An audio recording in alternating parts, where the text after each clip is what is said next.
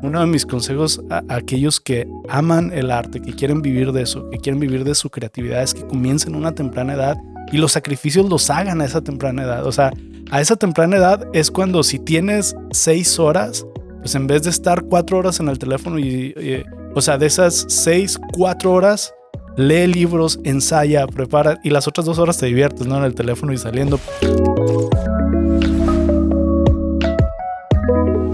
Hola, yo soy Jorge Morales y te doy la bienvenida a este nuevo episodio de Idea Podcast. Como sabes, Idea Podcast inició con la intención de motivar e inspirar a emprendedores y creativos a esforzarse a cumplir sus metas, sus sueños y realmente trabajar para ver el éxito que están buscando, como sea que el éxito se vea para ellos. Con esa misma intención hemos invitado a platicar a Daniel Fraire. Daniel es compositor, es músico y es productor que ha trabajado con reconocidos artistas y empresas internacionales como por ejemplo Netflix. La filosofía y la ética de trabajo de Daniel, cuando la escuchas te das cuenta cómo es que logra éxitos como ser nominado a los Latin Grammys 2 ocasiones. Te das cuenta por qué este tipo de cosas suceden con un músico con más de 20 años de trayectoria. Pero bueno, vamos a dejar que él nos cuente su historia, ¿va? Bienvenido a Idea Podcast. Hola amigos, ¿cómo están? Bienvenidos a Idea Podcast, ideas que agregan valor a tu vida y a tus negocios. Yo soy Jorge Morales y hoy estamos emocionados del invitado que nos acompaña. Tenemos con nosotros a un increíble músico, productor, y van a conocer un poco más de él. Él es Daniel Fraire. Hola Dani, ¿cómo estás? Hola Jorge, muy bien, aquí listos para darle. Oye, te dije Dani, ¿estás cómodo que te diga Dani? ¿Te bueno, me dicen Dani, Daniel y la mayoría, bueno, no la mayoría, pero muchos me dicen Fraire. En tu carrera has colaborado con múltiples artistas, con diferentes marcas. Sé que tienes patrocinios de marcas como Taylor, Strymon, por ahí hay varios nombres muy reconocidos. Como lo que son ahora, pero como en todas las películas, como en todos los libros, es muy padre leerlos completos o irnos hasta el principio para entender la historia. Entonces me gustaría que nos fuéramos al principio, si te parece. Sí. ¿Por qué no hablamos primero de dónde viene tu pasión por la música? Hablemos de tus primeros acercamientos con la música. Mis primeros acercamientos con la música fueron en casa.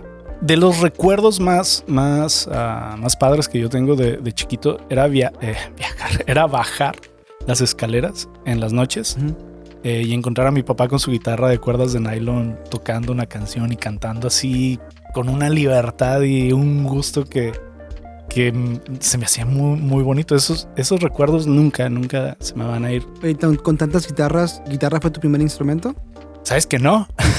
Curiosamente, mi primer instrumento fue la batería. De chavito, ya sabes, la batería es lo más relajante y está bien padre y es lo que te da el ritmo así. ¿Y los papás también saben que gastas más energía golpeando cosas? Sí, fue la batería, después fue el piano y luego la guitarra. Así en ese proceso.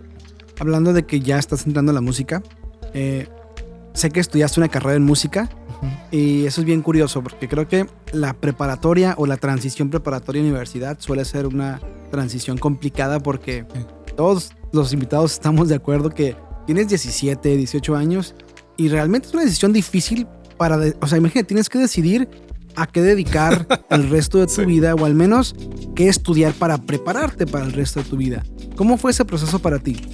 Yo acababa de terminar la preparatoria allá en Torreón y tenía un par de becas a unas universidades para estudiar y jugar con el equipo de las universidades. Iba a entrar a estudiar ingeniería en sistemas. Okay. Y en ese entonces yo ya llevaba un par de años viajando con José Daniel Romero, con este artista que duré por mucho tiempo. Y en ese tiempo como que empezó a crecer todo muy rápido. Le empezó a ir muy bien a él. Entonces abrió unos estudios en Ciudad Juárez y la idea era cruzarlos al Paso. Entonces ahí platicando con él, platicando con varios de esos, que no te vienes a estudiar música para lo que viene después, poder producir música acá. Entonces yo hablé con mis papás y tuve la suerte, porque sé que no todos los músicos tienen la suerte como yo, pero tuve la suerte que mis papás me apoyaron y me dijeron, va, vete.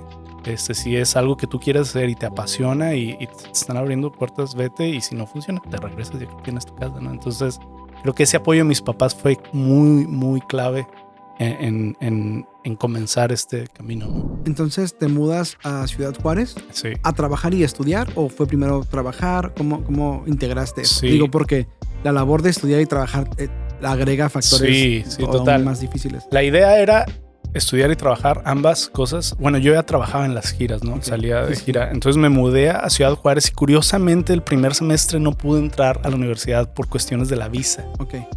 Entonces fue como un semestre que estuve así poquito como en el limbo, pero en ese entonces lo que sí yo empecé a hacer es que me empecé a meter mucho en la música. Yo todas esas horas que tenía, tuve la fortuna que a lo mejor en ese entonces no había las redes sociales y todo esto, ¿no? Y te podías enfocar más. Sí. Entonces empecé a meterme mucho en la música yo personalmente y a leer también mucho. Y al semestre después, 6 meses después, entré a estudiar la licenciatura en música en la Universidad de Texas, en El Paso. Okay. Y ahí fue cuando el estudio se empezó a abrir. Empezamos a comprar equipo, empezamos a trabajar así desde cero. Pues el estudio lo armamos de cero y llegó a ser, es todavía una compañía muy grande, ¿no? Con ese espacio que tuve ahí. Y luego empezó el trabajo del estudio, las giras y estudiar. O sea, eran 3 cosas que cada una en sí misma es como full time, ¿no? Lo que dicen, así es tu tiempo completo. Ajá. Pero las 3 cosas las hice por mucho tiempo. O sea, fue una friega. Si estabas viendo que tenías resultados, ¿en algún momento tuviste miedo de que si esa carrera era rentable para vivir de ello? Porque creo que uno de los factores principales, especialmente en el mundo creativo, es este conflicto o esta tensión que existe entre hago lo que me apasiona y es creativo y me inspira y comunica y todo esto que es bueno. Digo, soy empático con los creativos, no me odien, soy un creativo también. Pero existe este otro lado que es, no quiero llamarlo realidad, pero quiero llamarle como, claro, a lo mejor los números fríos. Hay recibos que pagar, ¿no? Exactamente. Y hay que mantener una familia. Y en mi opinión, esto no es un problema que se resuelve, es una tensión que se administra. Sí. O sea, nunca... Muy buen punto. Nunca, no lo había visto de esa manera. Nunca haces algo y ya. Claro, no. Siempre no. vas a estar... Es un vaivén. Exacto. Es una estira de afloja. Entonces, yo he encontrado que en las carreras creativas existe esta tensión. Entonces, en tu caso, ¿tuviste algún miedo? ¿Consideraste este factor cuando estabas estudiando la carrera? ¿Lo visualizabas de alguna manera en particular? ¿Cómo era tu perspectiva? Sí, o sea, no te miento que no lo pensé. Sí lo pensé, pero me emocionaba más la idea de hacer lo que me gusta y poder llegar a vivir de eso a el miedo de que si no lo hago y me dedico a algo más. Como que me emocionaba más este lado positivo que el negativo. Y no sé si estás de acuerdo, pero la mayoría de las personas tienen esta percepción que los creativos batallan con dinero. La mayoría de los creativos son personas que o no saben hacer negocios o no pueden vivir de la creatividad. Seguramente has escuchado esto. Y no te quiero interrumpir. Sí, no, sí seguramente has escuchado esto. Vas a vivir de esa arte o de la música, pero ten otro negocio. Porque existe esta noción de que no se puede vivir de ello. Y no me quiero adelantar. Unas cosas que quiero hablar acerca de creatividad en la vida cotidiana, ¿no? Sí. Pero definitivamente que entendería por qué eso puede ser un factor para tomar decisiones, ¿no? ¿No estás de acuerdo? Sí, totalmente. Obviamente tiene que haber un baño de realidad y somos muy románticos, especialmente los creativos y los artistas somos muy románticos, ¿no? Por eso la gente nos ama y nos odia también, ¿no? Sí. Pero también creo que, hablando de la creatividad, ¿no? Creo que si realmente hay una pasión en la vida de alguien que tiene que ver con el arte, con la creatividad y de hecho con cualquier tema, pero hablando de esto en específico, tú tienes que irte con todo por eso. O sea, tenemos una sola vida como para no intentar llevar a cabo aquello que nos apasiona y que nos hace sentir vivos. Y yo siempre he creído que si aquello que estás haciendo lo haces con pasión y lo haces con inteligencia y te entregas a él, eventualmente, no de la noche a la mañana, pero eventualmente te va a empezar a dar esa retribución que te va a permitir vivir de tu arte, ¿no? Que te va a permitir vivir de tu creatividad, pero no pasa de la noche a la mañana. Puedo entender que hay personas que esa eventualidad de la que tú hablas, pues no están dispuestas a pagarla. Para los que están escuchando este podcast, que están más jóvenes, que están en sus 14, 15, 17, 18 años, especialmente en la vida artística y creativa, va a haber en todos lados, pero hablando de esto, va a haber un sacrificio fuerte de años hasta que ahora sí que la rueda empieza a rodar, ¿no? Y empieza a haber esa retribución. Yo les recomiendo que si hay algo que les apasiona, empiecen ese sacrificio a temprana edad. Porque también llega un momento donde uno tiene que ser realista y decir, yo ahorita a lo mejor no puedo tomar los mismos riesgos que tomé cuando tenía 16 años, 17 años y dije, yo me voy de la ciudad y si no funciona me regreso.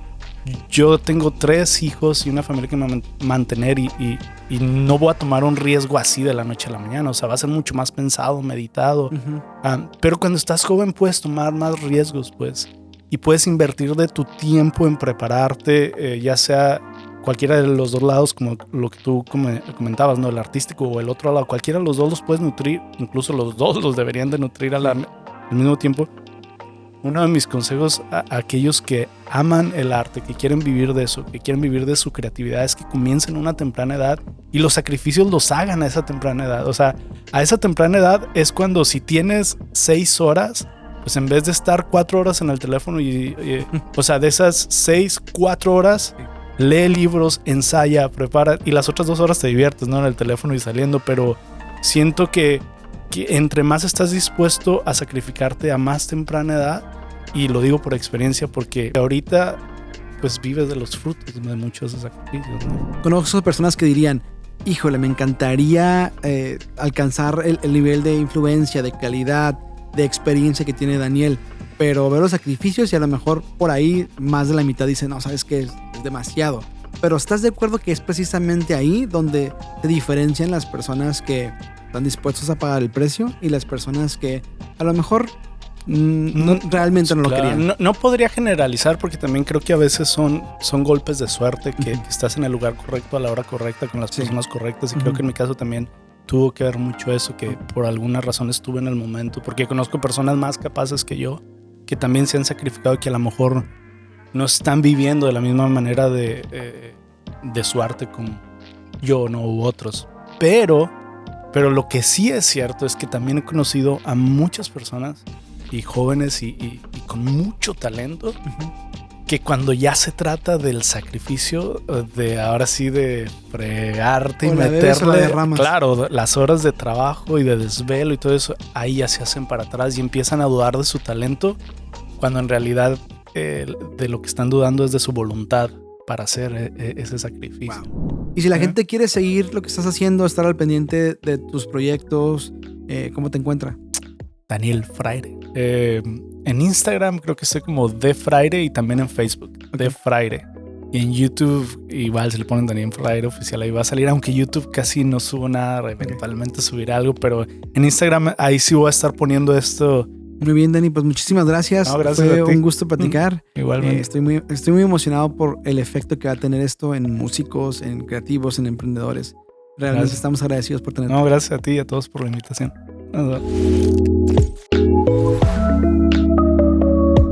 Cuando un músico con la trayectoria de más de 20 años, los premios y la experiencia de Daniel te dice que tienes que mantener un equilibrio entre la parte romántica y la parte empresarial o racional de tu proyecto, es buena idea considerarlo, especialmente porque no llegas a la posición de Daniel sin muchos sacrificios. La ventaja es que cuando escuchas la historia de Daniel, puedes aprender de sus sacrificios y entonces tú escoger las decisiones que vas a tomar. Básicamente puedes tomar mejores decisiones aprendiendo de la experiencia de otros. Creo que eso hace la conversación con Daniel muy valiosa. Ya para despedirnos, te quiero recordar que Idea Podcast está en tu plataforma de streaming favorita. Significa que estamos en Apple Podcasts y Spotify, por mencionar algunos. También subimos un resumen en video a Facebook y a YouTube. En todos lados nos encuentras como Hub M2. También nos puedes seguir en redes sociales. Estamos en Facebook y nuestra favorita sigue siendo Instagram. Subimos contenido muy seguido, así es que puedes seguir aprendiendo y nos das la oportunidad de seguir agregando valor a tu vida y a tus negocios. Yo soy Jorge Morales y nos vemos en el próximo episodio de Idea Podcast. Hasta luego.